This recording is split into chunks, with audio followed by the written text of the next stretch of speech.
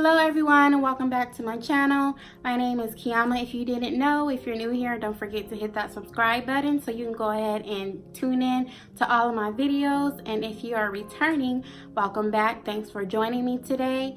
Today we're going to be talking about a topic that I feel is kind of taboo in our society, and that topic is going to be self-love. And the reason that I wanted to talk about this today is because I seen something the other day on Facebook when I was just going down my news feed. I seen someone post a before and after picture of a girl.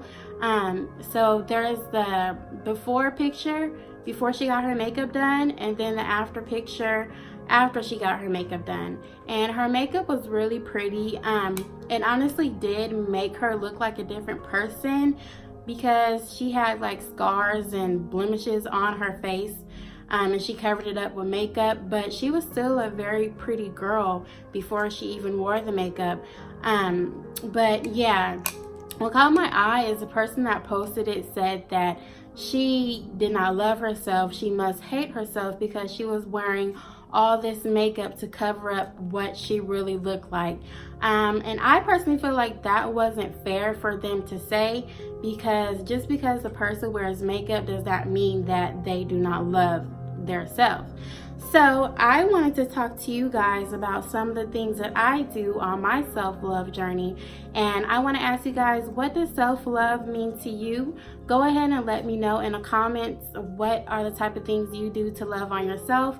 And I'm going to go ahead and share some of the things that I do on my self-love journey. For me, it goes deeper than just spoiling myself with gifts or using Lush bath bombs or taking a trip to the spa. It's really something that starts from within. So if you're interested in watching this video, go ahead and stay tuned. Okay, so class is in session. I have my notebook here, so if you see me looking down, I'm just reading some of the notes that I wrote down, some key points. So number one thing that you must really know about me is I'm a spiritual person. So for me to even talk about this topic of self-love or love in general, I would have to incorporate my spirituality on this one. So the first thing that I do to love on myself is I add prayer into my daily routine. First thing in the morning when I wake up, before I grab my phone to look on social media or text or call anyone, I just say a quick prayer to show my thanks and gratitude for being able to open my eyes this morning, because it was definitely a privilege, and unfortunately everyone did not get that blessing. So I like to wake up and say a prayer. And if you're not into praying, I would just simply say get into it. If you don't know how to do it or don't know what to say, just simply say whatever's in your heart at that time. It doesn't have to be a long, drawn-out speech. Just say what's in your heart, or just simply say thank you. If you go ahead and add that to your morning routine, you'll see how it sets the tone for your day. Like, you'll be able to go out into the world and deal with all type of things that used to bother you before, but now you don't pay no mind to it because you're so strong in your prayer life. You've gained all new tools that you have to use when you're faced with something that, you know, might usually bother you, but at this point you just let it roll off your back. Also, I like to pray at nighttime as well. It just brings me peace and relaxation before I head off to sleep. So definitely add prayer into your life. You'll see how things change for you for the better. Just go ahead and get into it if you haven't been doing it, and let me know how that goes. And number two, I'm currently learning how to do this right now. It's accepting myself and loving myself for who I am right now in this very moment. That means accepting myself for where I'm at this time in my life, accepting myself for what I look like at this time in my life. And that doesn't mean you can't better yourself and keep striving to be the person that you aspire to be, but you have to love yourself and appreciate yourself for who you are right now and where you are right now, because you have came far from long ago. So don't forget that. It's so many times that we'll put conditions on our love for ourselves and say, oh, I'll love myself when I lose 10 pounds, or oh, I'll finally love myself when I purchase a new car, or I'll love myself when I purchase a new home. No, just cut all that out right now, because especially if you give unconditional love to everyone around you, but you don't give that unconditional love to yourself, like, please, we have to cut out the conditions. And one thing about me is I'm really good at setting goals for myself, and I always follow through 100% of the time.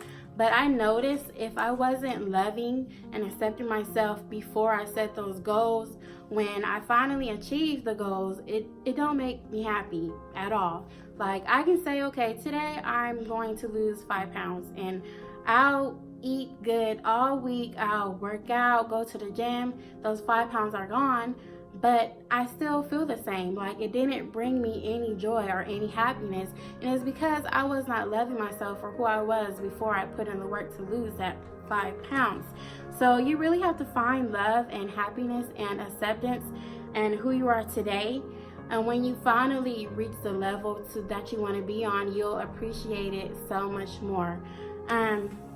I know it's hard, especially in today's age. You see, there's a lot of comparing, you see, because we're in the age of social media, and you'll see people on your social media that's, you know, getting married or engaged, going on trips, finishing school, and you might be comparing yourself like, well, why am I still on this level and all these other people are off getting married or finishing school?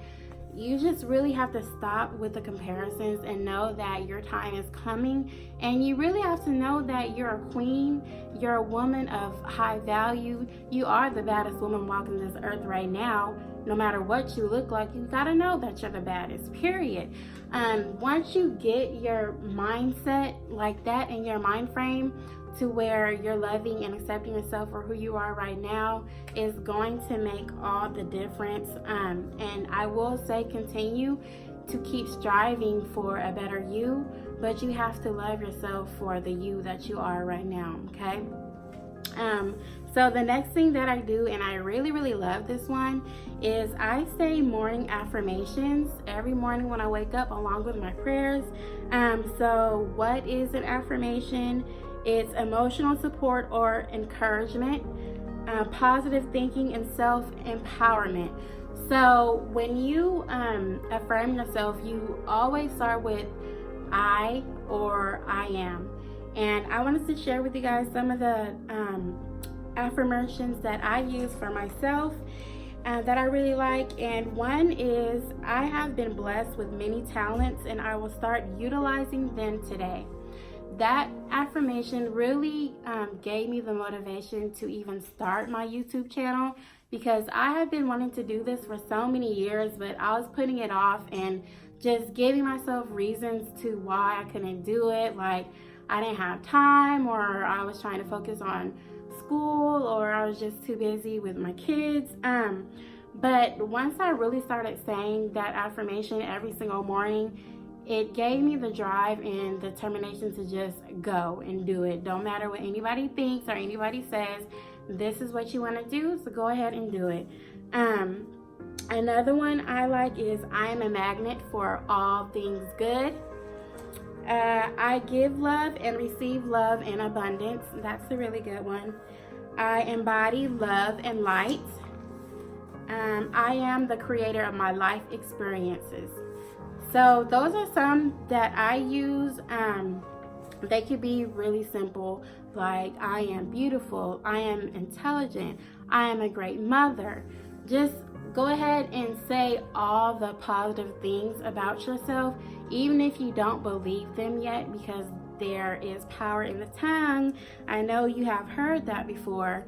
And also, one thing I forgot to mention is I like to do these things while I'm looking in the mirror. So every morning, go in the bathroom, look in the mirror, and really take in how beautiful you are, not just your physical beauty on the outside, but really take in your inner beauty that is shining through, because you are beautiful and you can see it in that mirror. Because look how strong you're standing. You're standing with so much poise and grace after all the things that you've been through. And girl, you've been through some things. We've all been through some things, okay?